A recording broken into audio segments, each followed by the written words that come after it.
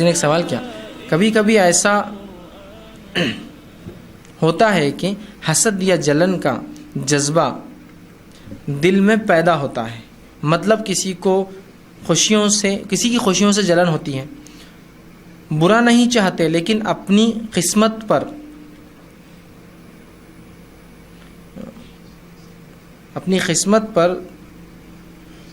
انہوں نے آگے لکھا، ایسا کون سا عمل کرنے سے یہ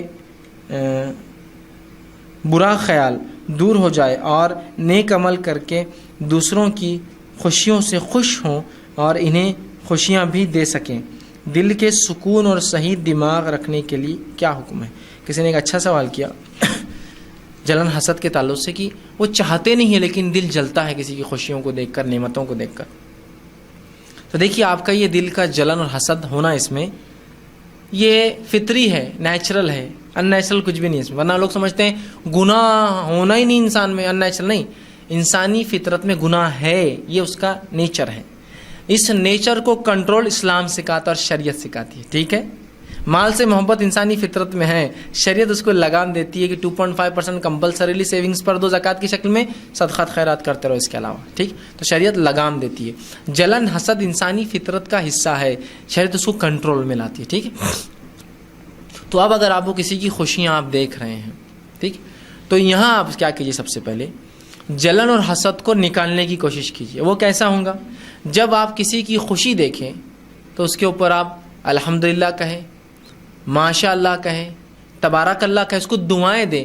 تو دعائیں دینے کا جذبہ اس شیطانی جذبے جو حسد کا اس کو تھوڑا سا لو کر دیں گا کہ تو آپ پارٹ بن گئے اس کی خوشیوں کی.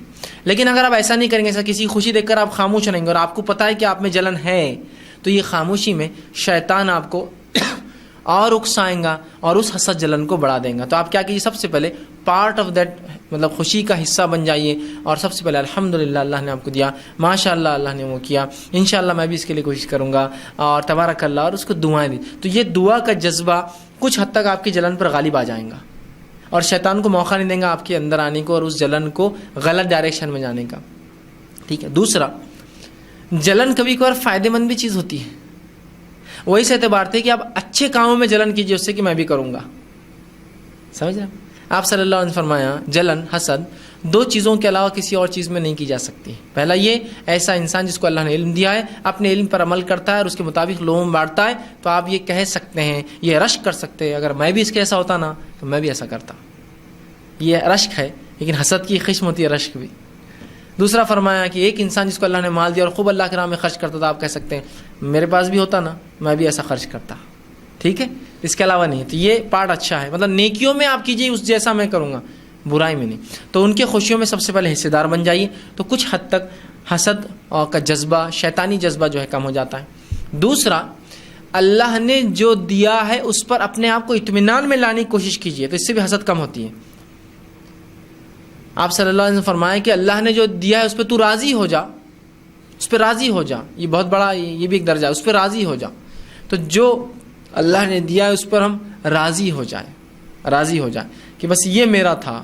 اور جو اللہ نے اوروں کو نعمت دی ہے اس پر راضی ہو جائے کہ اللہ نے اس کو بھی وہ دیا ہے اور مجھے یہ دیا ہے. تو انشاءاللہ یہ ایک وجہ بنے گی کہ آپ کا حسد کا مادہ کم ہو جائیں گا کہ اللہ نے اس کو دیا ہے، ماشاءاللہ اللہ نے مجھے جو رکھا میں راضی ہوں اس پر.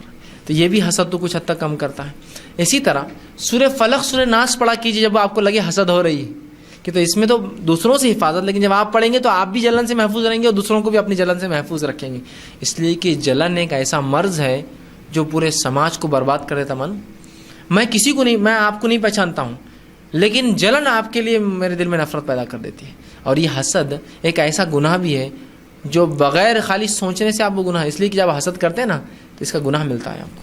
اس لیے کہ یہ حسد پھر ظاہر ہوتی ہے اعضاء و جوارح سے، بات چیت میں نکلتی ہے. جیسا کہ آپ نے اللہ کی حمد و ثنا نہیں کی، اللہ نے جو دیا اس پہ راضی نہیں ہوئے، سورہ فلق سورہ ناس پڑھ کے حفاظت نہیں کر رہے، جب کسی کی خوشی دیکھ رہے ہیں تو کیا ہوتا ہے، یہ حسد نکلتی ہے. پھر باہر تم کو دیا تو کیا اللہ نے بہتوں کو دیا، ہم کو بھی دیں گا کبھی، یہ نکلتی ہے. پھر یہ دشمنی کی وجہ آدمی بولتا ہے یار میری خوشی میں دیکھو کتنی کیسی کیسی باتیں کر رہا، جلی کٹی ہے نا. تو آپ پاڑ بن جائیے، پھر اللہ سے دعا کیجیے اللہ سے کم کرے. اور اگر آپ نے یہ نہیں کیا حسد جلن کم، تو ایسے نفسیاتی امراض میں آپ ملوث ہوں گے. اور آج امت کی اکثریت صرف اس سے جل رہی. اسٹوڈنٹ ہے دوسرے اسٹوڈنٹ جل رہا, پورے آنکھیں کالی ہوئی ہوئی, حلقہ, وہ اتنا کیسا پڑھ لیتا, میں کیوں نہیں پڑھ سکتا؟ اللہ نے اس کو صلاحیت دی, پڑھنے دو اس کو, آپ اپنی صلاحیت کے مطابق اطمینان کرو اور پڑھ. نہیں, اس کو کیوں دے دیا اللہ نے؟ میرے گھر میں اب تک گاڑی نہیں آئی. اور تو نفسیاتی طور سے آپ مریض بن جاتے, معلوم آپ کو, حلقے پڑے ہوئے, کچھ سوچ نہیں سکتے, جو سامنے ہے وہ بھی نہیں دیکھ پاتے آپ کیا برا, اس لیے کہ آپ کو وہی جلن ہے, اس کی جلن.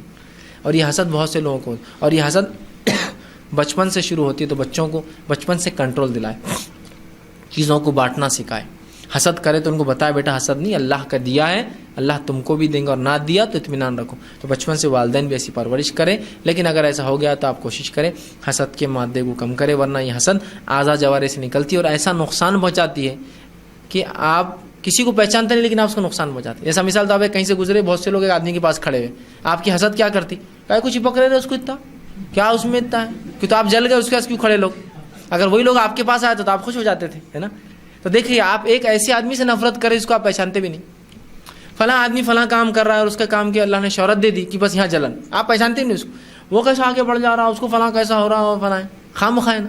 تو اس سے ہو رہا کیا, اس کی نعمت آپ کو مل رہی کیا نہیں, اور آپ سائیکولوجیکلی مریض بن جاتے ہیں, تھوڑے دن بعد بیمار ہو جاتے ہیں, اور جو کر سکتے ہو اپارچونیٹیز بھی آپ کے ہاتھ سے نکل جاتی ہے, اور جو نہیں ملا اس کے پچھتاوا میں زندگی گزر جاتی ہے. تو ایسا نہ کریں, اور اللہ سے دعا کریں کہ اللہ یہ مادہ میرے میں ہے اس کو نکالے, لوگوں کی خوشیوں میں شامل ہو, اللہ کی حمد و ثنا کرے, معوذتین پڑھ کے اپنی پناہ مانگے اللہ سے, اور جو اللہ نے دیا اس پہ راضی ہونے کی کوشش کریں. دیکھیے کچھ حد تک حسد پہ انشاءاللہ عزیز کنٹرول ہو جائیں گے. اور ان مواقعوں کو یاد رکھیے جن موقعوں پر یہ حسد آپ میں زیادہ ہوتی ہے, اور اس کا آپ اس موقع کے اعتبار سے کام کریں. بس 2 سوال اس پہ میں